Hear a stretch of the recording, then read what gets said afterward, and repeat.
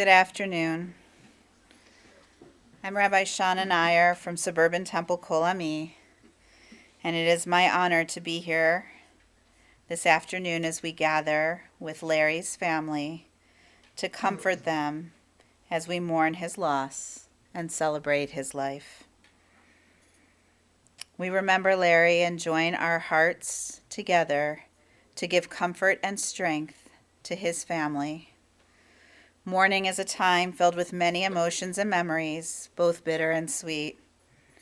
We begin our service with the recitation of psalms and prayers and readings, thus linking Larry's life with the millennia-old tradition of the people Israel and the eternity of God. Psalm 15. God, who may abide in your house, who may dwell on your holy mountain? Those who are upright and do justly, who speak the truth within their hearts, who do not slander others or wrong them or bring shame upon them, who scorn the lawless but honor those who revere God, who give their word and come what may do not retract, who do not exploit others, who do not take bribes. Those who live in this way shall never be shaken. The fourth crown.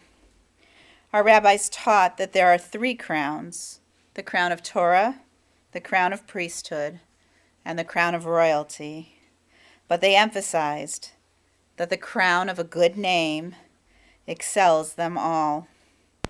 The book of Ecclesiastes says, "A good name is to be treasured above precious oil." Wealth, health, even life passes away, but a good name lives forever. It is this view that the Talmud teaches. Monuments need not be erected for the righteous. Their deeds are their memorial. They will be remembered and revered for the kindness they have shown, for the love they have given. They are shining examples of what it means to be a mensch. It is a fearful thing to love what death can touch. A fearful thing to love, hope, dream, to be and oh to lose. A thing for fools this, and a holy thing to love. For your life has lived in me. Your laugh once lifted me. Your word was gift to me. To remember brings a painful joy. 'Tis a human thing to love, a holy thing to love what death has touched. One of the greatest mitzvot, commandments we have in Judaism, is to honor those we have lost through hesped, through eulogy. And it is my honor to call upon Larry's son Bob now to speak words in memory of his father.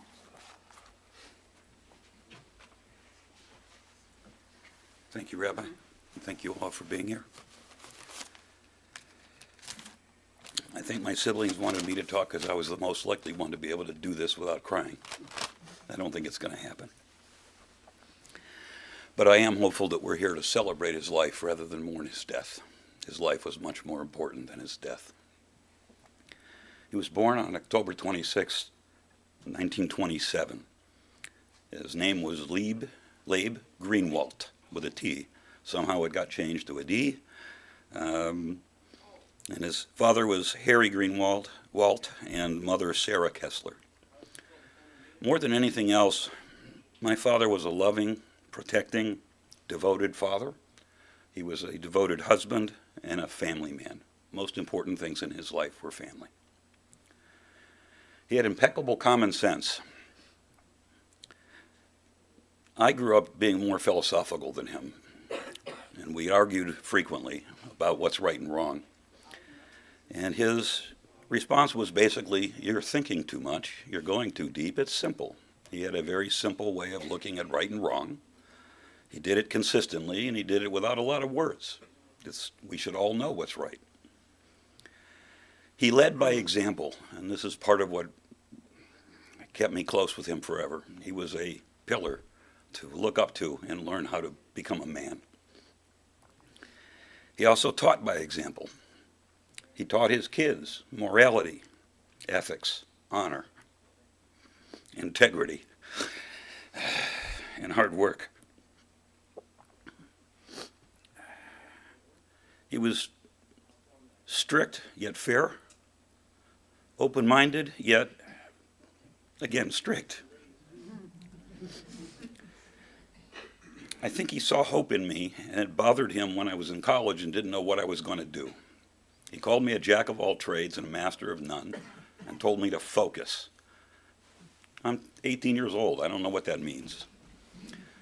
But at age 20, I figured out what I wanted to do as a career, and I came home thinking my dad's finally going to be proud of me. And I come home and say, Dad, I did what you asked. I know exactly what I'm doing. I'm going to bear down and do nothing but that. And his response to me, typical of him, with West Virginia humor and quiet wisdom, he says to me, son, if you spend the rest of your life separating fly shit from pepper with boxing gloves, it's not going to change the world a bit. 3 years later, I figured out he was saying, you have to work hard, but don't take yourself so seriously. That was often the case with him. He would tell me something, I understood it, I thought, and then 3 years later, I see the deep wisdom in it. There were a lot of inconsistencies within him, or things that you would look at as an inconsistency. He was kind and supportive, but the toughest guy I've ever met. He was strict but fair, as I said before. He was tough but gentle. I'll give you two stories, one for the tough and one for the gentle. In the 1960s, there was a war here between the Hells Angels and the Breed, two biker gangs. My dad took my younger sister and I to a gas station, and there are 4 Hells Angels there having their regular kind of conversation. And my dad looks at one of them and says, you don't swear in front of a young lady. And as he's confronting the one, the other 3 stand up. Now, I'm 9 years old, and I'm thinking, how do I defend my father? He's about to get killed. I'm looking for weapons.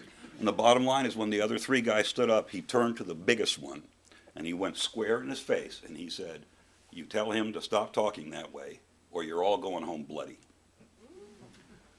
The big dude looks at the little dude and says, sit down and apologize. And I looked at that and I said, he's crazy. But he knew something. He knew that his protection of his kids was more important than these bikers. What I didn't know is that he was a Golden Gloves boxer. I didn't learn that until I was 40. We were in China, sitting in Tiananmen Square, and he points to a building. And he says, that's where I used to train. He was in the army in China in World War II. And I said, what do you mean you used to train there? That's not big enough to be a barracks. And he said, oh, maybe I forgot to tell you, I used to box a little bit. And I said, what does that mean, box a little bit? He said, well, I was the champ in the army in my weight class. That filled in a lot of blanks. When we were young, it was important that all the family members were at dinner together. But if you said something disrespectful, which I've always had a tendency to do, I got a backhand across the face. And I'm thinking, I'm 18 years old, I'm fast, I'm a tough guy myself, how does this old man hit me? Now when I'm at 40, I realized. So I told him in China, I said, if you would have told me that when I was 12, we could have saved a whole lot of crap. He was a very modest man. He never told us anything about his time in the army, never told us anything about being a boxer, never told us anything about his accomplishments. Apparently he had a couple of medals of honor in the army. He had other accolades that he just never talked about. We never knew, as all of his kids, we never knew any of this. He was trusting, but kind of like Reagan era, trust but verify. So, as an example, I come home from college for Thanksgiving, and we have a nice family meal, and then my younger brother and sister run out to go play with their friends. And my dad looks at me for 10 minutes later, and he says, it's time to go. And I said, what do you mean time to go? He said, I want to make sure your siblings are okay. And I said, what do you mean? And he started describing what he does. He's spying on them, just like he spied on Richard and me and Randy. And I'm like, Dad, I don't want to have anything to do with this. And he said, I'm going with or without you. And I said, fine. I get in the car. He was a great spy. He knew where they were both going, what cars they were in, who they were with, and he knew where to park so that nobody could see him. So he takes me to Chagrin Falls, he's looking at his watch, and he says, any minute now, Robin is going to be coming around the corner in a white station wagon, and she'll be smoking a cigarette. We weren't allowed to smoke, right? They smoked, but we weren't allowed to. And believe it or not, 2 minutes later, she shows up, and she gets out of the car smoking a cigarette. And he says, from the other direction, Ron is coming with his friends, and he'll be smoking a joint. I couldn't tell from where we were whether it was a cigarette or a joint, but he was smoking something. And as much as my dad would have dealt harshly with that, what he learned covertly, he never used. He may have used it somehow. It never came back directly. But I think I was in my 40s when I figured out how he busted me with pot in high school. Again, spying. I guess the most important part of what I have to say about my father is he's a good man that lived a good life. And he died with strength, dignity, and humor. A week before he died, my wife and I are sitting at his bedside. He woke up, looked at us. He did that. I leaned forward, and he says, not the ugly one, your wife. He was always that way. He always had some little witticism that came out of nowhere and was funny as hell. And with his West Virginia roots, a lot of that was also oriented towards what I would call bizarre linguistic humor. So my first bad report card, I come home, he looks at it, and he says, I wouldn't kick a dog in the ass with it. He had sayings like that for everything. Anyway, my father and mother somehow managed to raise 5 strong, moral, hardworking kids. We are all proud to be their kids. And we will miss him unbelievably, but he will always be alive in our hearts and in our minds. Thank you.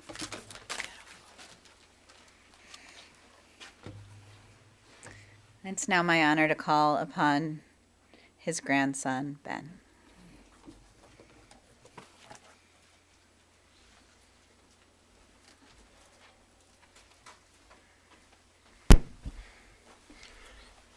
Hi, everybody.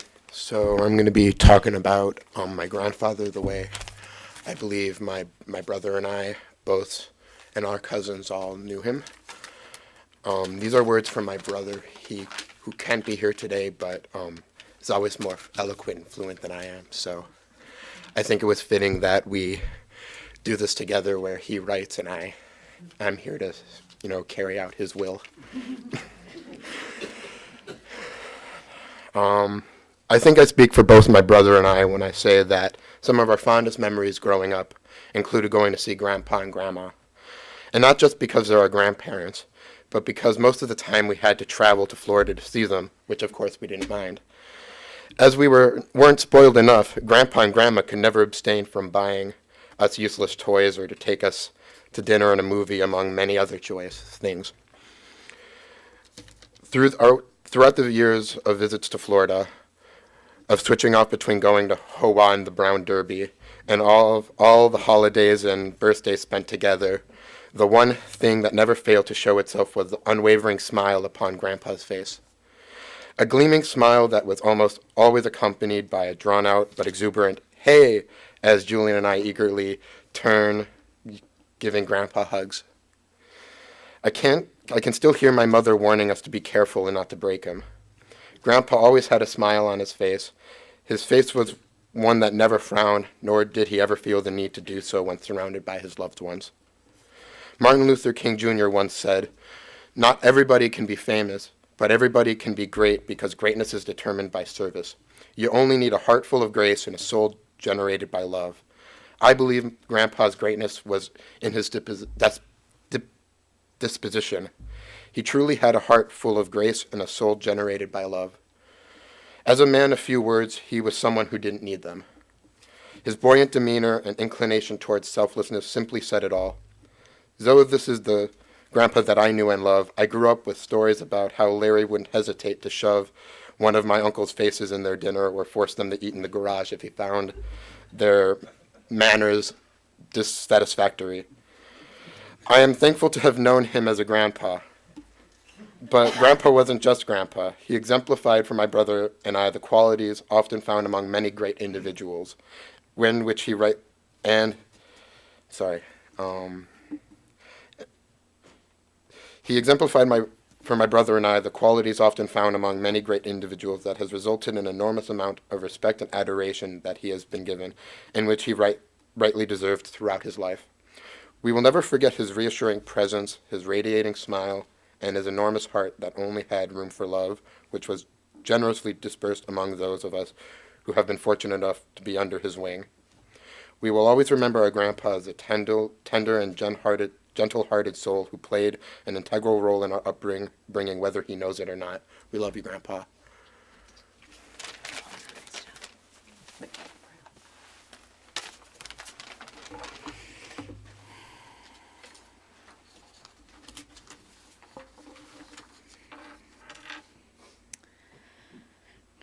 Rabbi Neil Kirshen, in his book, Raising Your Child to Be a Mensch, writes, Menschlichkeit is responsibility fused with compassion, a sense that one's own personal needs and desires are limited by the needs and desires of other people.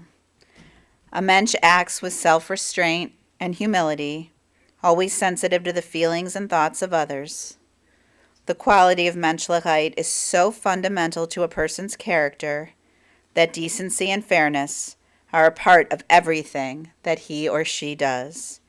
It is a basic orientation to life, a way of being in the world, a way of living before God. While Mensch literally means man or person in Yiddish, it has become synonymous with being a kind, caring, ethical, humble, generous human being. In Jewish tradition, there is no greater attribute than to be called a mensch, both while we are living and after we are gone. Larry Greenwald was a true mensch. This was so very clear as June and his children spoke so lovingly about him yesterday. Larry was incredibly modest and humble. These were the first words Robin said about him yesterday, and Richard, Bob, and Ronald were quick to agree. As Bob just said, Larry served in the Army, and for years, all his family knew about his service was that it was his way to escape, as he would have put it, West by God, Virginia, and that he came out of the Army 35 pounds heavier because it was the best food he had ever eaten, 3 squares a day. There was also the story about the time Larry was asked if he was able to drive a Jeep. Yes, he said, even though he had no idea. This is who Larry was. If there was something you were supposed to do, you did it. If you had a responsibility, you lived up to it. What his children did not know until many years later was that he was a Golden Glove boxer. He earned 2 medals during his service and had many friends they never met. All because Larry never talked about his service. In fact, Larry talked very little about himself at all. Instead, he was a listener. Even with his less than stellar hearing, he was a very good listener. He never wanted to talk about himself. Rather, he always wanted to know how you were doing and what was going on with you. Larry was a listener, and Larry was a teacher. From the workshop in the basement, he could fix anything, and he did it with artistic flair. Robin remembered the Boy Scout troop he brought to his workshop for lessons. She was sad and upset because she could not participate. So what did Larry do? He found a solution and told her she could sit at the top of the stairs and listen to the lessons he was giving. And then when she got older, Robin joined Larry in the basement, and he taught her everything he knew about fixing things. And then after he retired, it was Robin and Larry in the back room of the store fixing things together. But Larry taught more than just how to fix things. Every day with the way he lived his life, he taught respect, integrity, honor, and compassion. He put everyone else before himself, and he never complained, even if he was in a great deal of pain. Larry was a gentleman and a gentle man. He played by the rules and had a clear sense of right and wrong. He was respectful and expected respect in return. And Larry was generous to a fault, generous with his time, and generous with his money. There was not a donation solicitation that came by mail that Larry did not fill out and send back.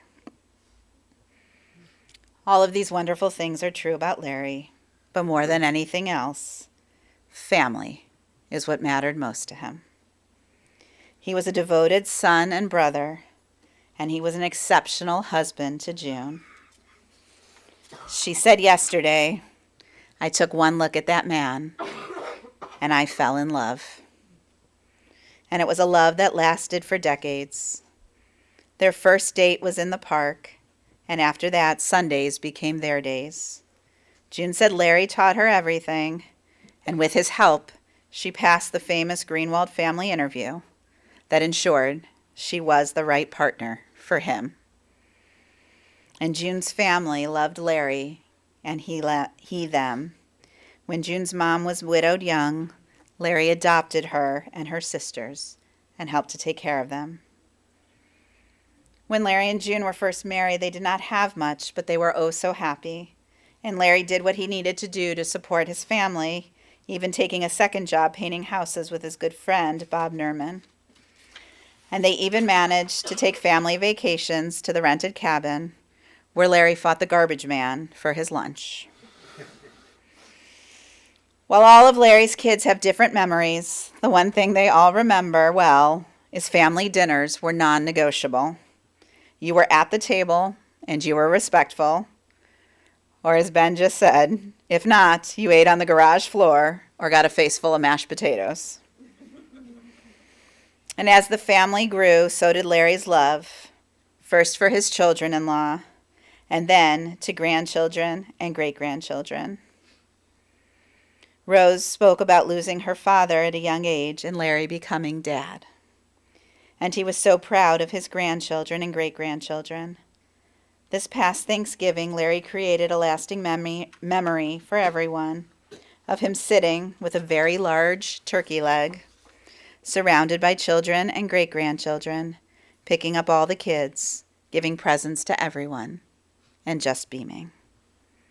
This is who Larry was. A simple man with simple tastes. He loved a good grilled cheese and tomato soup. He had a good sense of humor. He loved his family fiercely. He was often greeted with a smile and a, "What a kind man." He was sometimes called Dad, Daddy, Pops, or Honey, but everyone would call Larry a mensch. May we all honor his memory by living as he did, simply and with an open heart.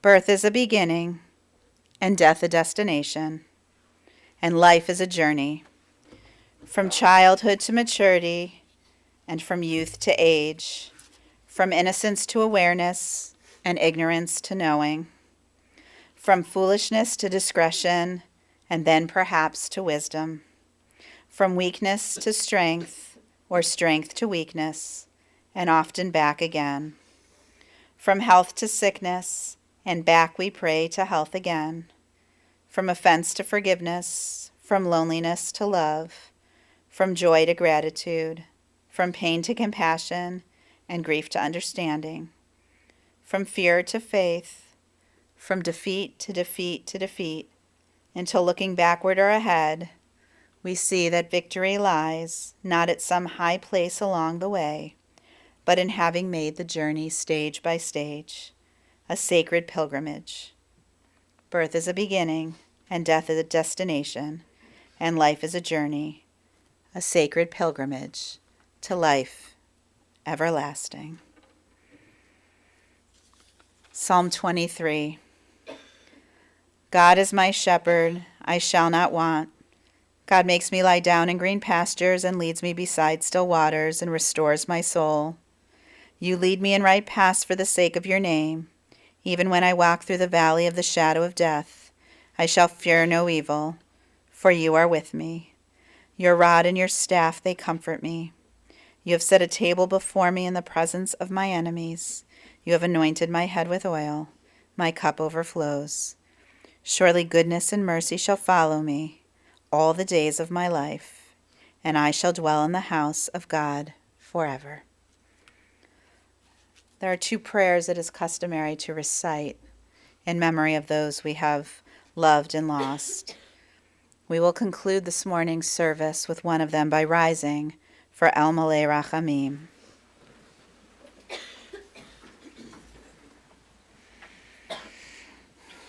El Malei Rachamim, Shochem Bamromim, Hamsei Menucha Nechona Tachat Kanfei Shechina, Im Kedoshim Utorim, Kezoar Harakia Masirim, Et Nishma Leib Shehalach Le'olamo, Ba'al HaRachamim, Yistirehu B'Seter Kanafav Lolamim, Vayitzror Bitzror HaChayim Et Nishmato, Hu Adonai Hu Nachalato, V'yanuach B'Shalom Al Mishkavo, V'nomar Amen. Fully compassionate God on high, to our loved one who has entered eternity, grant him clear and certain rest with you in the lofty heights of the sacred and pure, whose brightness shines like the very glow of heaven. Source of mercy, forever enfold him in the embrace of your wings. Secure his soul in eternity. Adonai, he is yours. May he rest in peace, as together we say, Amen.